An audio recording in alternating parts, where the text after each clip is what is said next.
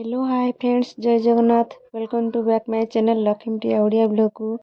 तो शीत दिन रे फ्रेश पालंग आसी जाइए। तो पालंग को घरे जेकोसी आइटम बनवाक इच्छा होता है तो एमती थे बनातु। चलते वीडियो स्टार्ट कर देखिपे पालंग कोबी आलू को मु धोई कर छोट छोट कर काटी नहीं। तो ये तेल गरम हो गला तो तेल रे जीरा पकईदे। तो ये गोटे तेजपत्र तापर ताको फुटिया दबा।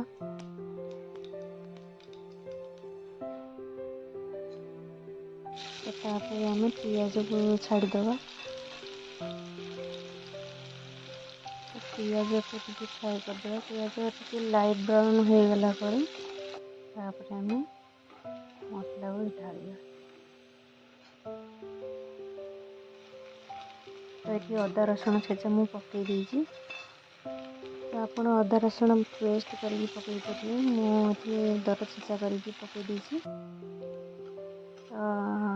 एठी लंका गुंड दबा। एठी गोटे चामच मु दे देइछि जीरा गुंड, गोटे चामच धनिया गुंड।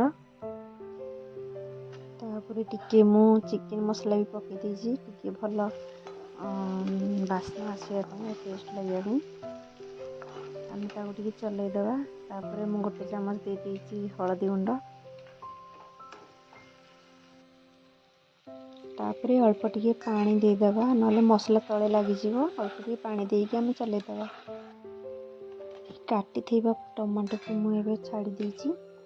आम टे चलईदबा। आम स्वाद अनुसार लुण पकईदबा। पुणी टे चलईदबा।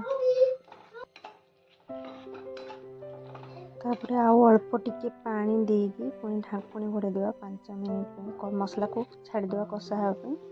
तो ये सबू तेल ऊपर को उठी आसी देखिपे। तो मसला कषा हो जाइए।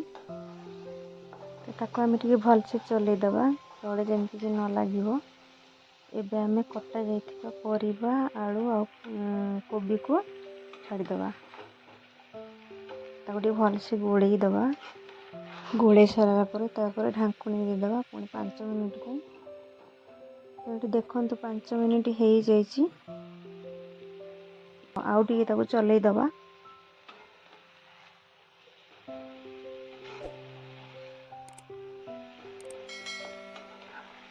यापर मु पालंग को काटिकी जो रखी थी से पालंग को मुझे दे देइछि।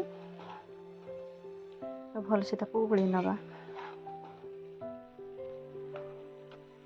एबे पुणी मु ढाकुणी को देदेवी। 5 मिनिट हो गला। तो ये आम आउ टे चलईदबा। परिया कषा हो जाइए देखिपे।